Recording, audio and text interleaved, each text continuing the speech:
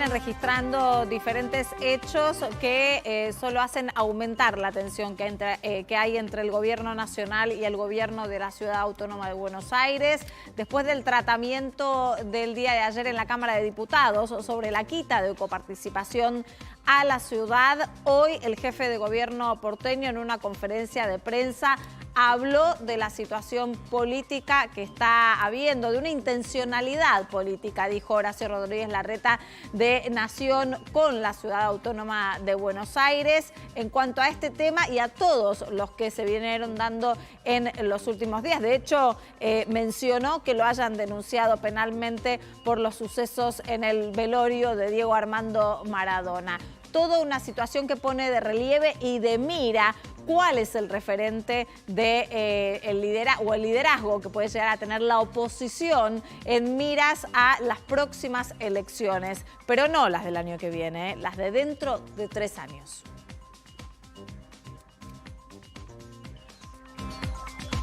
Play.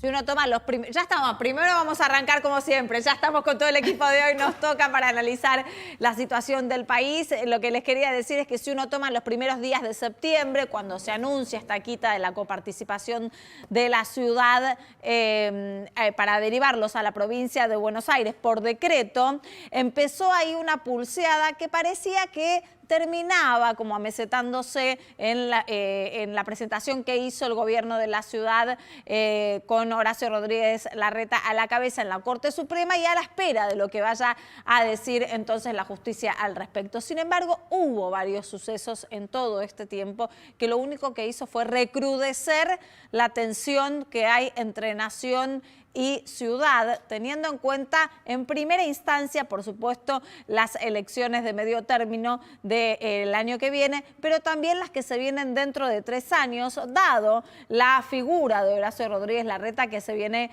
consolidando en todo el país como líder prácticamente de la oposición. En este sentido, lo que hizo hoy Horacio Rodríguez Larreta fue volver a hablar del tema con un tono aún más crítico que el de siempre, ¿no, Gise?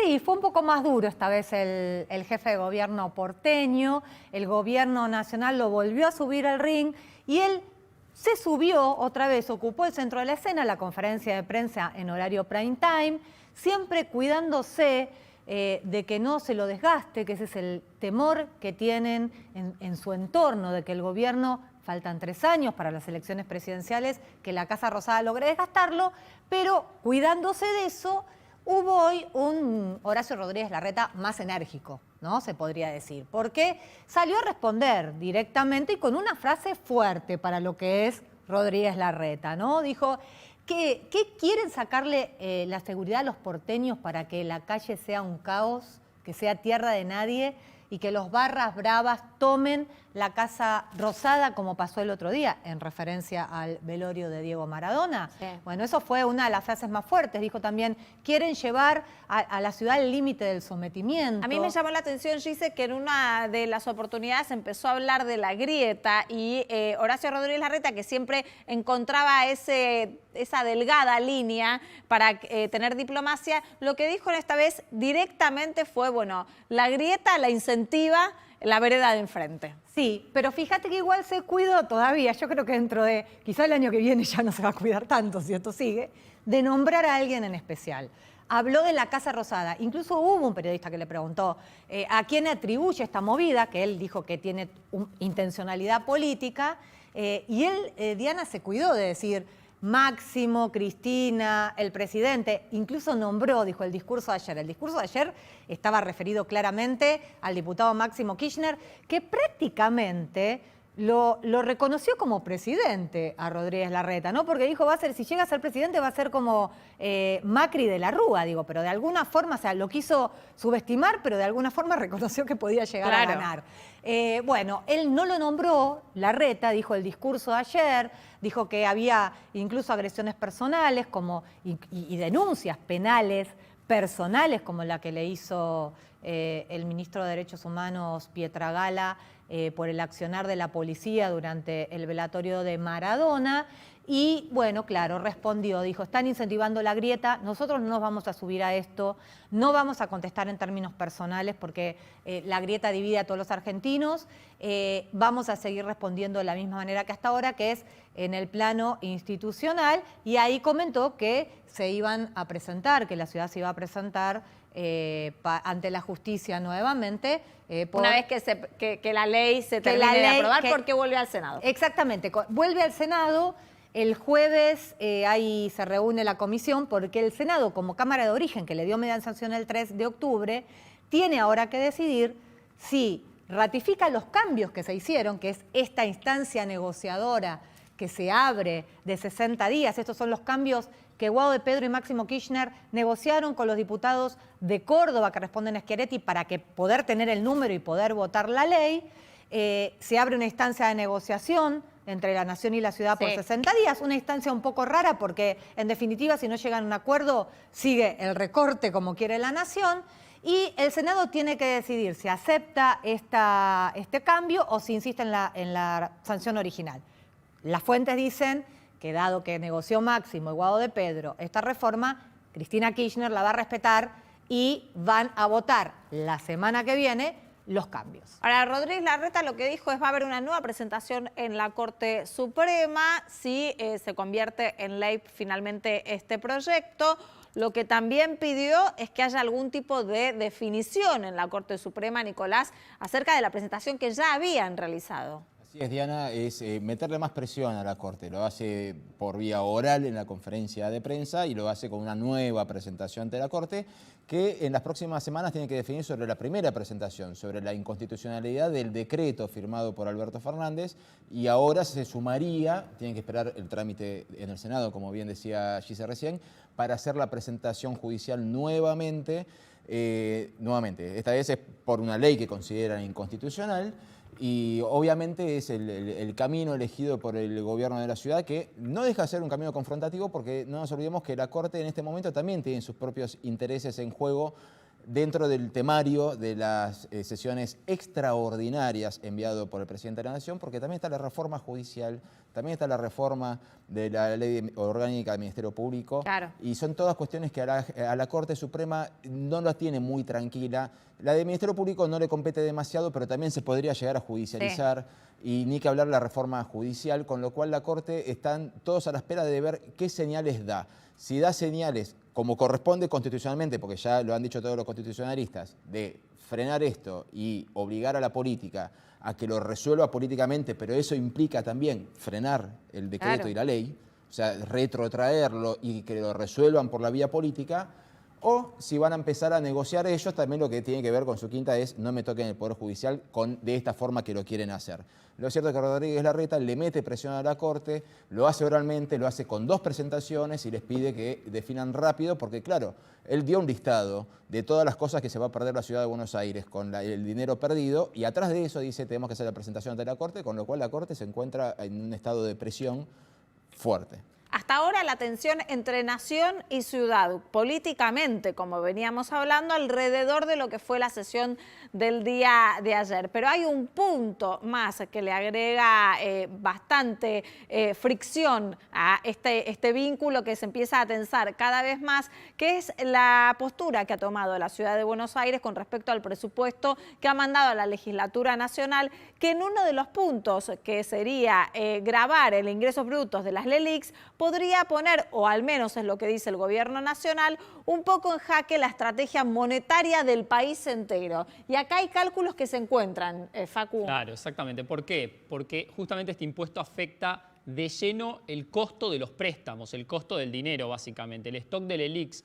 que hay en la República Argentina es de más de 600.000 millones de pesos, es muy importante. Sin embargo, hay diferentes números que se tira la Ciudad de Buenos Aires con distintos actores del sector privado, consultores y economistas que hacían las cuentas este fin de semana y decían, pero no van a ser 12.000 o 13.000 millones de pesos los que consiga con este impuesto la ciudad, van a ser 42.000 millones. Bueno, la explicación que da la Ciudad de Buenos Aires es que en realidad van a poder cobrar ese impuesto sobre las LELIQs sobre solamente el 30% del stock total del LELIQs y hacen la proyección a todo el 2021 porque además ese stock obviamente puede ir creciendo. ¿Cómo afecta la economía? ¿Cómo? Como les mencionaba en un comienzo, afecta directamente la tasa de interés porque los bancos trasladan ese costo, ese impuesto, seguramente a la tasa de interés que hoy ronda el 38%, se iría al 40,5% y de alguna manera retrasa o afecta la recuperación que espera el gobierno nacional. Hay un dato político al respecto, No, Gise. sí, tal cual. El gobierno de la ciudad salió a aclarar de alguna manera que el estudio que hacen los privados lo estaban haciendo sobre el stock de las leyes, como él dice, y que ellos sería el 30%, que son unos 19.000 millones de pesos, y después hay unos 30 y pico mil millones de pesos que se haría por ahorro, frenos de obras. Pero esos 52.000 millones de pesos es lo que iba a dejar de percibir con el decreto de Alberto el año que viene. Y se firmó, se desarrolló un presupuesto de emergencia que fue enviado a la legislatura y que se piensa votar el 10 de diciembre en base a eso, no a la ley que ahora se votó. La ley que puede llegar a salir ahora en el Senado, que la tiene que ratificar, los cambios, lo que con esa ley, si la negociación no llega a buen puerto por esos 60 días, que van a ser seguramente los jefes de gabinete y los ministros de Hacienda, Batakis, Mura, la ciudad perdería el año que viene 65.000 millones de pesos. O sea que al presupuesto que mandó le tiene que agregar todavía 13.000 millones de pesos más que tiene que sacar de algún lado. ¿De dónde lo van a sacar? Bueno, lo que me dijeron es que por ahora no saben si va a ser de los recursos o del gasto. Sí me dijeron que aumentar ABL no va a ser, porque este año hay 50% de mora de ABL. Entonces dicen, si aumentamos ABL, claro, nadie lo va a pagar. Nadie lo va a pagar. Entonces están definiendo de dónde van a sacar esos 13.000, todavía el recorte de 13.000 millones extra para ver qué van a hacer, aunque apuestan a la negociación con el tema de las LELIQ, en el impuesto a las LELIQ que perjudica al gobierno, apuestan a negociar en este plazo de 60 días. Ahora, no le faltan condimentos a esto, pero sí se le agregó un punto más, que es que la sesión del día de ayer tuvo ciertas irregularidades que podrían llegar incluso a la justicia, Nicolás. Exactamente, es una cuestión que tiene que ver con la nulidad de origen del acto de ayer. Se convocó una sesión de forma extraordinaria, a pesar de que era una sesión ordinaria. La forma extraordinaria fue denunciada en cada uno de los discursos que se escuchaba de los legisladores, tanto del oficialismo, de la oposición, perdón, pero los del oficialismo, sin llegar a denunciarlo, también se quejaron, sobre todo los del interior profundo, los que más lejos viven de la ciudad, diciendo, ¿cómo querés que llegue? 2.000 kilómetros, los diputados de Chubut decían, 2.000 kilómetros, no tengo forma de llegar en el día. Algunos se quejaron de que no tenían ni siquiera los aviones de la gobernación a disponibilidad, pero bueno, el tema es que además de que la convocatoria entró después de las 5 de la tarde, entró a las 19 horas, cuando el horario de mesa de entradas cierra a las 5, o sea, entró por atrás, ¿sí? Entró sin firmas. No había ni firma física de pluma y puño, ni firma digital.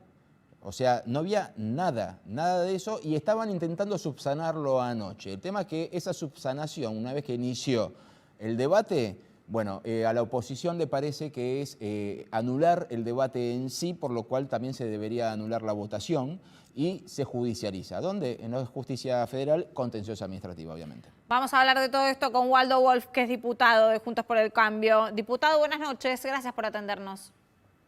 Buenas noches, ¿cómo le va?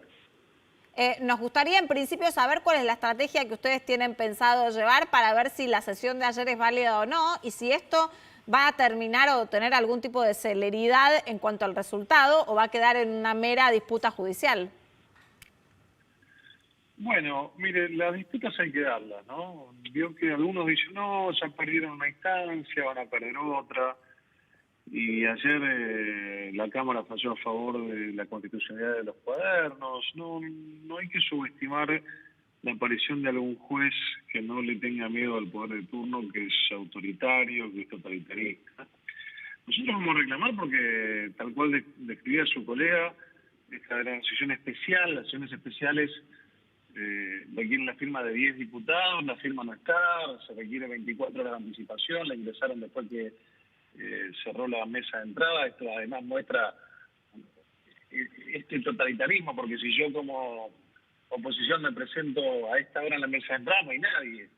Ahora, Claro. como ellos tienen la llave o el mail, lo dan por entrado a cualquier hora. Bueno, este es el método del kirchnerismo que en la política la forma hacia el fondo, y la forma es salvaje. Te voy a mostrar cómo yo hago lo que quiero desde el poder, te saco por WhatsApp la coparticipación que tenías asignado, te la saco entre gallos y medianoche, rompo el presupuesto, te complico la vida, te llamo desde el discurso que dio ayer Máximo Kirchner parecido a De la Rúa, y te comparo con Macri, no permitiendo que tengas identidad propia, más allá de si a alguno le gusta o no Macri, esto de la estigmatización de un espacio, porque es el objetivo y es la ideología de ellos. Así que nosotros vamos a ir reclamando, denunciando y bueno, trabajando por un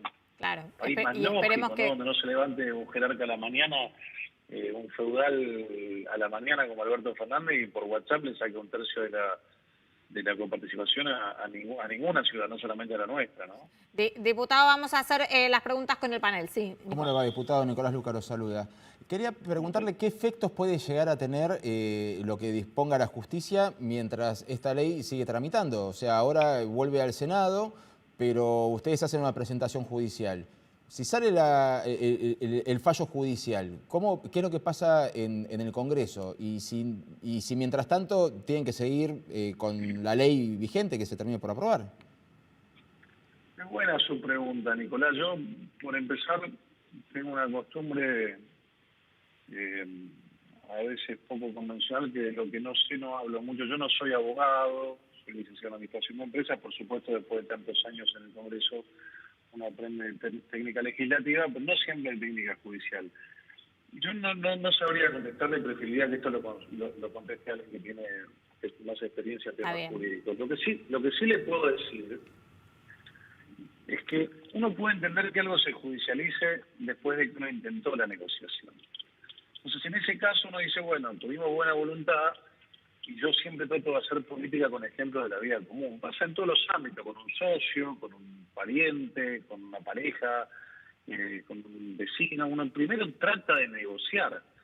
De hecho, hasta hace poco tiempo la justicia ha instaurado, creo que en muchos ámbitos existe la negociación. Primero, que antes no era obligatoria, ahora es obligatoria, ¿no? Uno tiene que ir a un mediador primero, antes de iniciar un juicio. Bueno, acá directamente se fue a romper, no es que hubo una negociación con la Ciudad de Buenos Aires y no se pusieron de acuerdo. Así que mi interpretación política es que la idea es romper, la idea es dañar, la idea es generar daño político, la idea es someter, la idea es el látigo y la chequera, la idea es la confrontación, que es una política que ha tenido el kirchnerismo, y que Alberto Fernández, que algunos lo pensaban distinto, yo no, y lamento haber tenido razón, porque me hubiese gustado, a pesar de ser de un signo político distinto a él, tener un presidente al que pudiera respetar, y no lo respeto, hoy tiene la fe del converso y termina siendo mucho más fanático que el kirchnerista más acérrimo.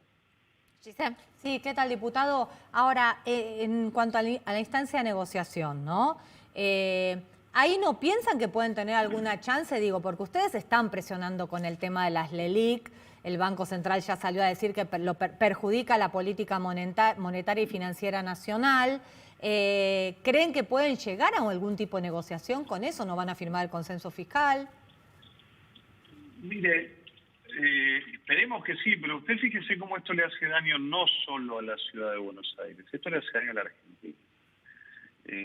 Dígame qué empresa argentina o qué empresa extranjera va a querer invertir con la inseguridad jurídica cuando un distrito se le saca de la noche a la mañana dinero, el distrito tiene que grabar ciertos instrumentos que antes no tenía grabados porque tiene un presupuesto en curso, porque si a cada uno de nosotros de un día para el otro nos dicen a partir de mañana te entra 30% menos sin que haya habido un siniestro, sin que haya habido algo que no estaba planificado, altera. Así que yo creo que esto altera no solamente a la ciudad, sino que altera el espíritu de un país que viene deteriorando su calidad institucional y bueno, uno se defiende como puede. Esto, una famosa frase que dice: toda acción genera una reacción opuesta y equivalente, uno tiene que tomar recaudos.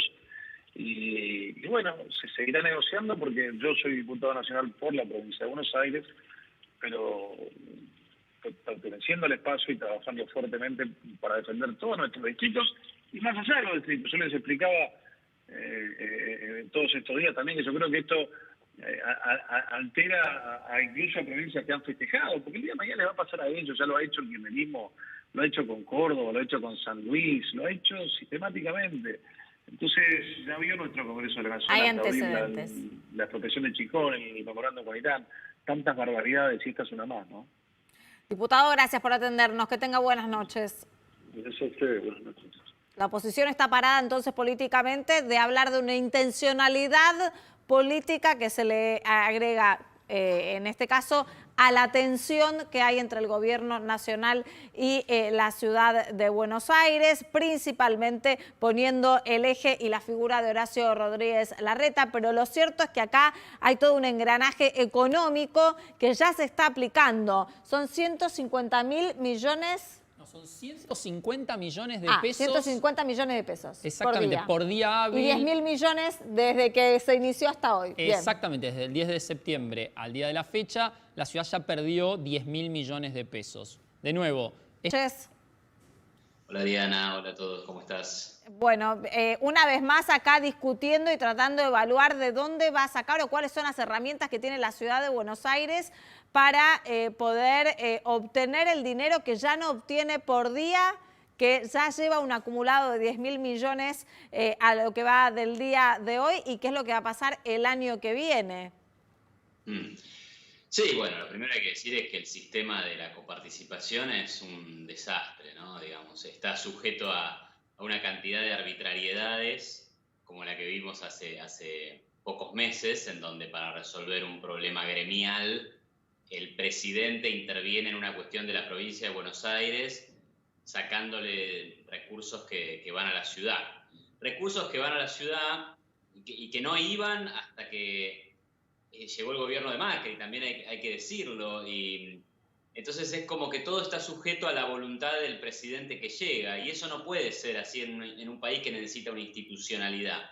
Un problema de institucionalidad, claro, y un problema con el federalismo. O sea, hay provincias en Argentina que viven 95% o más del dinero que les gira la nación en concepto de coparticipación. Pero quiere decir que están financiando el gasto, ¿sí?, solamente en un 5% con recaudación propia. Claro. Y lo otro llega de lo que se redistribuye en el resto de las provincias. O sea, eso genera un perversísimo sistema de incentivos en donde los gobernadores provinciales tienen el beneficio político de gastar el dinero de otros y no enfrentan el costo político de la recaudación.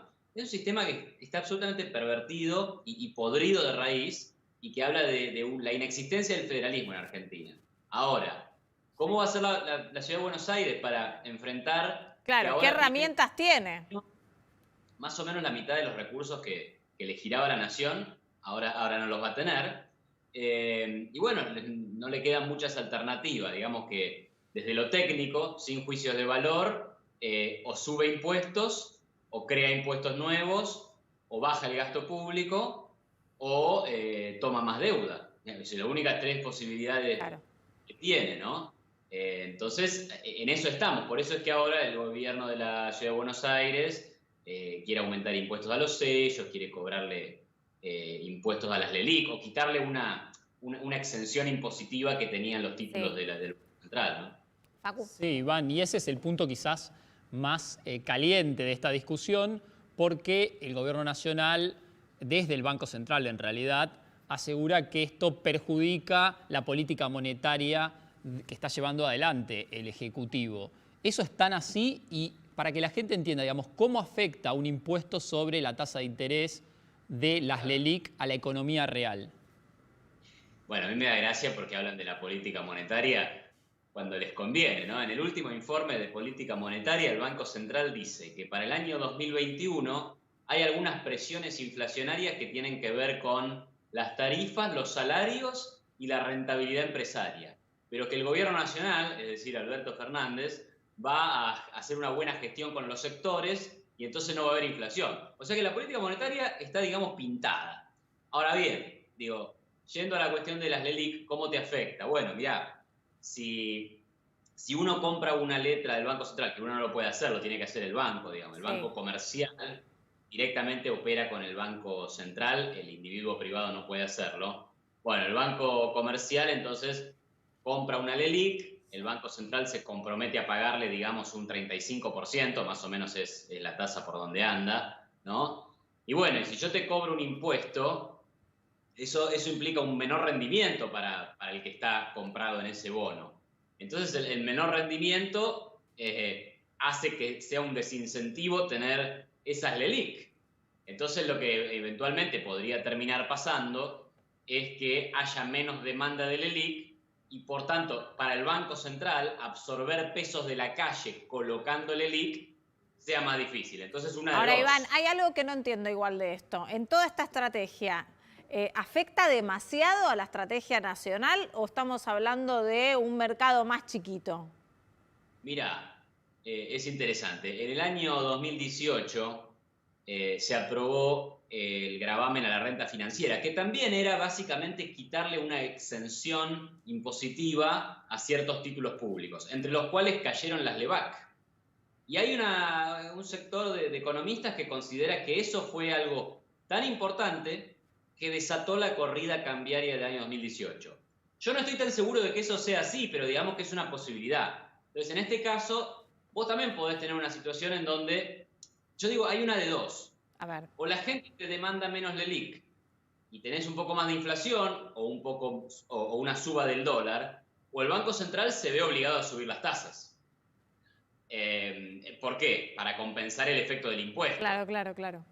Entonces, pero bueno, haciendo eso podría sortear este tema. Lo que pasa es que, claro, el Banco Central, cuanto más baja tenga la tasa, mejor desde su punto de vista.